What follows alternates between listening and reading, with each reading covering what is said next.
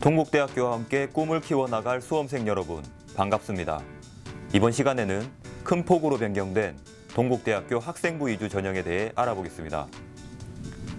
동국대학교 학생부 이주 전형은 수능 최저학력 기준을 적용하지 않고 오직 학생부 중심으로 평가하며 전년도 701명에서 30% 늘어난 908명을 선발합니다. 학생부 이주 전형의 두 가지 주요 변경 사항부터 체크해 보겠습니다. 첫째, 면접 비율이 축소되었습니다. 학생부 이주 전형은 1단계를 통과한 학생들을 대상으로 2단계에서 면접고사를 실시합니다. 2단계에서 면접의 비율을 20%씩 낮추어 수험생의 부담을 줄였습니다. 또한 문제풀이 형태의 심층 면접을 폐지하고 쉬운 일반 면접을 시행합니다.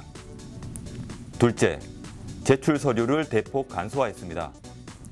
학교생활기록부와 자기소개서, 이제 동국대학교 학생부 이주 전형에서는 딱 2개의 서류만 제출하시면 됩니다. 결국 동국대학교 학생부 이주 전형은 수험생의 부담을 줄이고 문턱을 낮춰서 이제는 도전해볼 만한 전형이라 할 수 있습니다. 학생부 이주 교과 전형은 2가지의 전형이 있으며 모두 동일한 방법으로 평가합니다. 우선 대한불교 조계종 산하 사찰 주지 스님이나 종립고등학교장의 추천을 받은 학생들이 지원할 수 있는 불교 추천 인재 전형과 지원 자격에 제한이 없는 학교생활 우수 인재 전형이 있습니다. 특히 학생부 이주 교과 전형은 1단계에서 교과 성적, 즉 내신을 정량 평가하기 때문에 경쟁률에 따라 교과 성적의 등급이 많은 차이를 보입니다. 지원 자격이 제한적인 불교 추천 인재 전형의 경우 학교생활 우수 인재 전형보다 상대적으로 경쟁률이 낮기 때문에 교과 성적 역시 학교생활 우수 인재 전형보다 낮을 것으로 예상됩니다.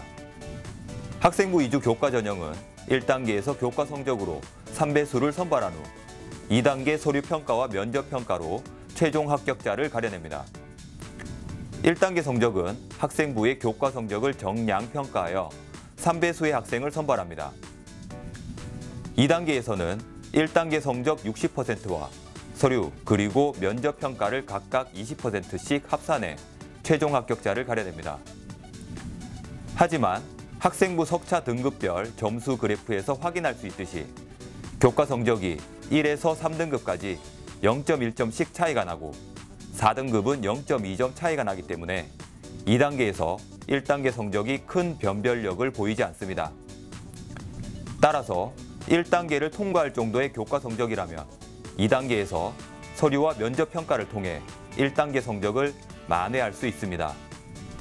학생부 이주 전형을 준비한 학생들이 반드시 준비해야 할 2가지, 자기소개서와 면접, 어떻게 준비해야 할지 알아보도록 하겠습니다.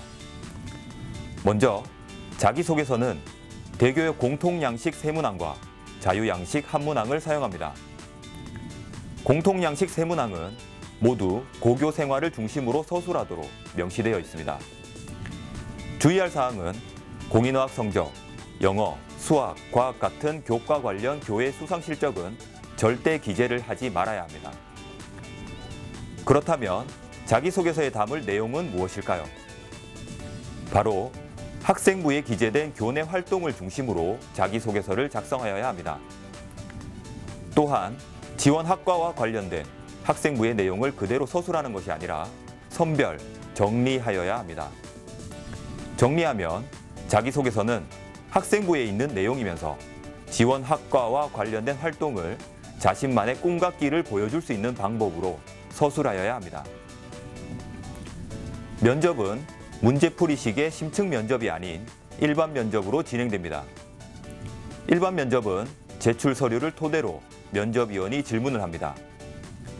따라서 면접 전 제출 서류를 여러 번 정독하여 면접위원에게 제출 서류에 대한 신뢰를 주어야 합니다.